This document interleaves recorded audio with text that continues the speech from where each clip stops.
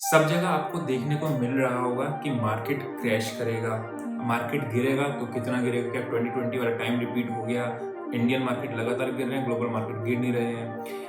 क्या ये सही समय है इन्वेस्ट करने का या नहीं? अभी करना है इन्वेस्ट या चंक्स में करना है, कितना-कितना पोर्शन में करना है? सारी ही चीज़ें आज अपने लोग देखने वाले हैं।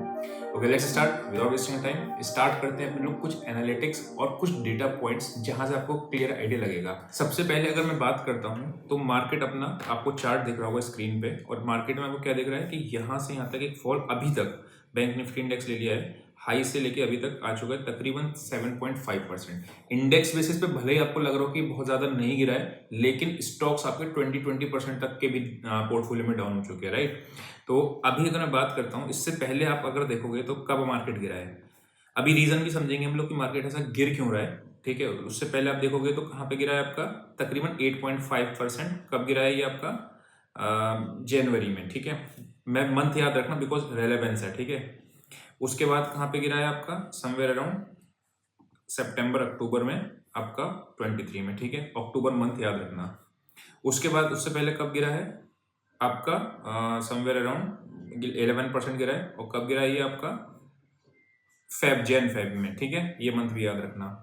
उसके पहले क्या गिरा है आपका, यहां से लेके यहां तक अगर आप देखोगे तो 21%। ये अच्छा टाइम वाइज करेक्शन आया है, मतलब टाइम मतलब अच्छे से टाइम लगा यहाँ से। अगर यहाँ पे देखोगे तो अक्टूबर 2021 से लेके जनवरी 2022, मतलब 6 3 9 महीने तक का करेक्शन है। बहुत अच्छा टाइम वाइज करेक्शन है। ठीक है, और 20% से ज्यादा का मार्केट में करेक्शन आया है। अब ये कहां से गिरना टॉप बना हुआ है, नवंबर के महीने से, अक्टूबर 26 अक्टूबर के आसपास से। अब अगर आप इसमें एक कॉमन चीज देखोगे तो पता है क्या दिख रहा है, जब भी एक फॉल टाइम वाइज करेक्शन हो, या 10% 15% के आसपास का हो, तो ये रिजल्ट्स की वजह से ज्यादा होता है। मतलब कौन कौन से क्वार्टर होते हैं, जनवरी फरवरी मार्च का एक क्वार्टर होता है जो अप्रैल में रिजल्ट्स आते हैं। फिर अप्रैल मई जून का क्वार्टर होता है जिसके जुलाई में रिजल्ट्स आते हैं। फिर जुलाई अगस्त सितंबर का एक क्वार्टर होता है जिसके अक्टूबर में रिजल्ट्स आते हैं। फिर अक्टूबर नवंबर दिसंबर का क्वार्टर होता है जिसके रिजल्ट्स आपके जनवरी में आते हैं। तो ये रिजल्ट सीजन की वजह से जब जब मार्केट गिरता है तो थोड़ा सा टाइम वाइज करेक्शन लंबा रहता है। एक point to be noted. Second point आपको जो नोट करने का है वो ये कि मार्केट में क्रैश किसी रीजन से आता है। क्या मार्केट में आपको कुछ रीजन दिख रहा है? क्या ऐसा कुछ हिंदुस्तान में प्रॉब्लम दिख रही है आपको जिससे क्रैश आ रहा हो, या फिर ग्लोबली की मैं बात करता हूँ, कोई बबल टाइप का बन रहा है, कुछ ऐसा हो अगर दिख रहा है तो ही क्रैश आता है, अदरवाइज नहीं आता। क्रैश के पीछे रीजन होता है। 1998 में डॉट कॉम बबल था, 2008 में आपका लेमन क्राइसिस आया था, 2020 में कोरोना आया था। तो क्रैश के रीजंस हैं, राइट? तो रीजंस क्रैश के अपने पास अभी कोई नहीं है, लेकिन टाइम वाइज करेक्शन की कुछ मेजर रीजंस है जो मैं आपको दिखाने वाला हूं। अब चलते हैं हम लोग स्क्रीन पर और देखते हैं रीजन क्या है। तो रीजन नंबर 1 की अगर मैं बात करता हूं तो आपको यहां दिखेगा निफ्टी का वैल्यूएशन। ठीक है, वैल्यूएशन आप ट्रेंड लाइन पे देख सकते हो, कहीं पे भी देख सकते हो। पी वाइज वैल्यूएशन देखेंगे अपन लोग पहले। ठीक है, निफ्टी का अगर मैं वैल्यूएशन वाइज देखोगे तो आपको यहाँ पे निफ्टी का क्या दिख रहा है, जो ग्रीन में है दैट इज पी रेशियो, है ना? पी रेशियो वैल्यूएशन दिखाता है। तो वैल्यूएशन भी पीक पे पहुंच गया था आपका निफ्टी का। वैल्यूएशन पीक पे पहुंचना is not a big deal, पहुंच जाता है, लेकिन रिजल्ट खराब आना इज अ थिंग। अभी आपको अब दिखाऊंगा मैं ईपीएस, नेक्स्ट पार्ट जो है जो आपको देगा ईपीएस मतलब अर्निंग पर शेयर। यहां से यहां तक ईपीएस रिजल्ट आया, ईपीएस बढ़ा, यहां से यहां तक ईपीएस बढ़ा, यहां पे भी ईपीएस बढ़ा, यहां पे ईपीएस गिरा और फ्लैट हुआ है। इसका मतलब अर्निंग्स अच्छे नहीं आए कंपनीज के रिजल्ट, जिसकी वजह से आपको ये थोड़ा सा देखने को मिला रहा है करेक्शन। पहला रीजन। सेकंड रीजन आपको मिलेगा एफआईआईसी कंटिन्यूसली सेलिंग। अगर मैं बात करता हूं FIIs DII data month wise, right?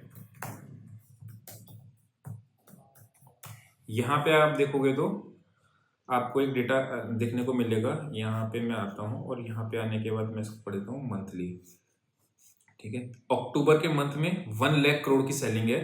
DII इसकी उसके एवरेज में 1 लाख करोड़ की बाइंग है। ठीक है, यहाँ पे अगर आप देखोगे 12,000 करोड़ की बाइंग है और 30,000 करोड़ की बाइंग है सितंबर का जो मंथ है। बेसिकली सितंबर के मंथ में इन लोगों ने बेट किया था कि रिजल्ट्स अच्छे आ सकते हैं। जो 30 सितंबर का क्वार्टर होता है वो मैंने आपको बताया था।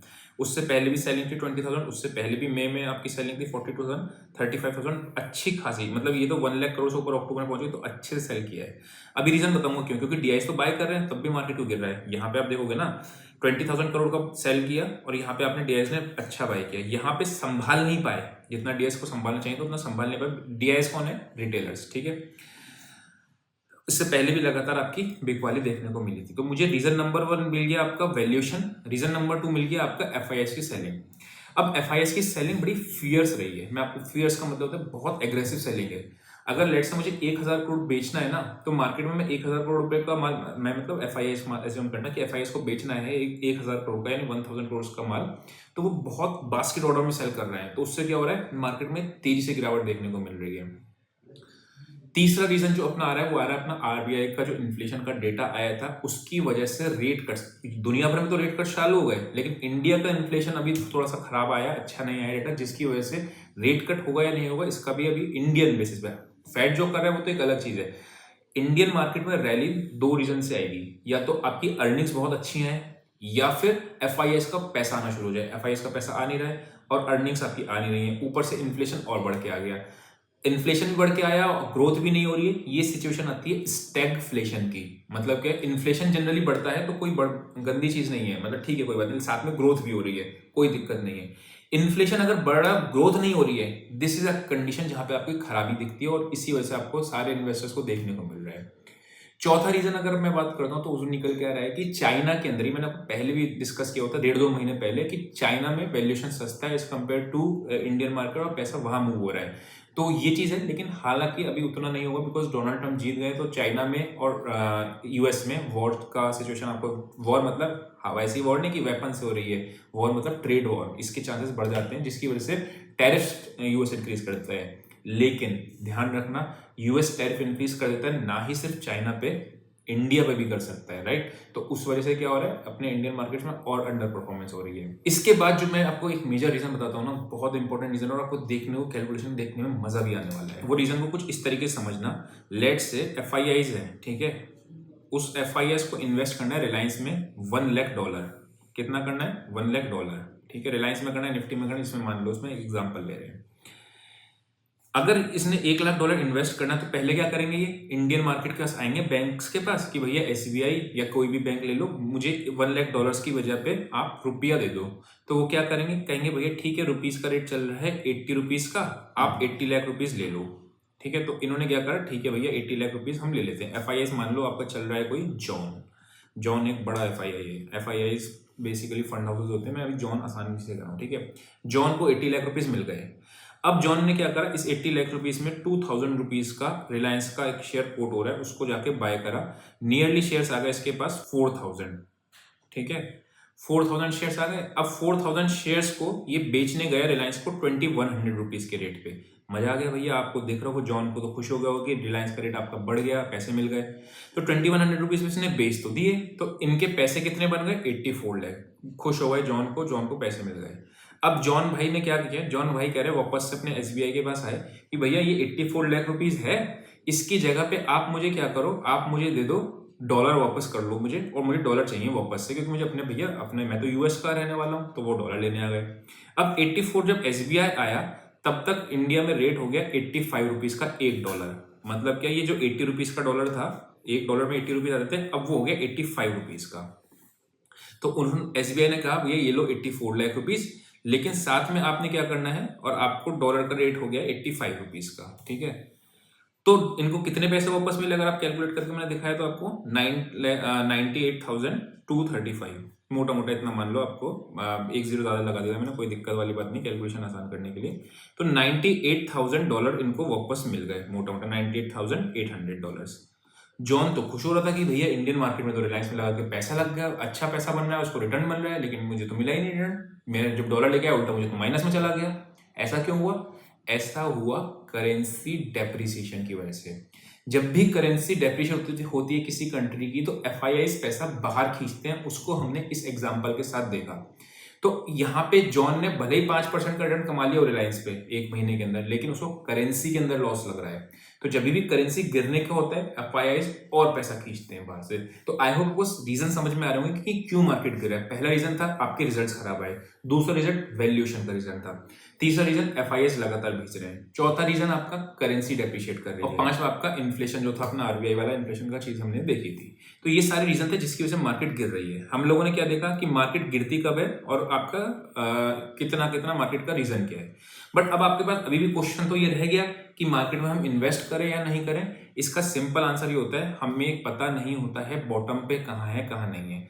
तो हम क्या करते हैं, 20% ऑफ द चंक तो इन्वेस्ट कर देते हैं। लेट्स से मेरे पास 1 लाख रुपए इन्वेस्ट करने को है, ठीक है, तो मैं कहाँ कर देता हूँ, 20% का इन्वेस्टमेंट करता हूँ। कोई भी रिकमेंडेशन स्टॉक्स या इसकी नहीं है, मैं आपको पहले बता रहा हूँ। मैं कैसे करता हूँ, मैं वो आपको बता रहा हूँ। अभी मुझे नहीं पता है कि मार्केट में यहाँ पे बॉटम बना है या नहीं बना है, तो मैं क्या करता हूँ, निफ्टी बैंक निफ्टी को बाय करता हूँ। कुछ लोग कहते हैं निफ्टी बैंक निफ्टी को कैसे बाय करते हैं, निफ्टी 20 होती है, बैंक 20 होती है, उसको जाता हूँ और उसको बाय करता हूँ 20%। अगर मेरे पास 1 लाख रुपए तो 20,000 रुपए ले जाके मैं निफ्टी 20 को और बैंक 20 को बाय करता हूँ। तो मैं क्या स्टॉक्स बाय नहीं करता हूँ? द आंसर इज नो, अभी नहीं करता हूँ। जब मार्केट में इंडेक्स लेवल पे बॉटम बनना शुरू हो जाता है तब मैं करता हूँ। जैसे यहाँ पे अगर आप देखोगे तो यहाँ पे एक बॉटम के सिग्नल मिल रहे हैं इंडेक्स लेवल पे। अब इस कैंडल पे मैं आएगा तब मैं आपके स्टॉक्स में जाके इन्वेस्ट करने वाला हूँ। तो मैं कैसे करने वाला हूँ मैंने आपको बताया। दूसरी चीज मैं आपको बताता हूँ, अगर आप इन्वेस्ट करना चाह रहे हो, डू नॉट इन्वेस्ट अगर आपके पास 1-2 महीने का होराइजन है। कम से कम इस मार्केट में आपको 1.5 से 2 साल मान के चलो कि अगर मेरा पैसा 1.5 से 2 साल नहीं बन रहा है या रखा हुआ है तो मैं उसको M2M रेड में देख सकता हूँ, तब तो मार्केट में आओ। अदरवाइज वॉलेटिलिटी देखने को मिलेगी। ऐसा नहीं कि मार्केट यहाँ से वापस ऊपर नहीं जाएगा, बीच बीच में ऊपर भी जाएगा। आप देखो ना यहाँ पे, अगर यहाँ पे मार्केट लगातार गिर रहा है, इस जगह पे यहाँ पे गिरा है ना, तो एक कैंडल उसने ग्रीन भी बनाई है, फिर गिरा, फिर एक कैंडल ग्रीन भी बनाई है। इसका मतलब ये नहीं है कि मार्केट में बॉटम बन गया।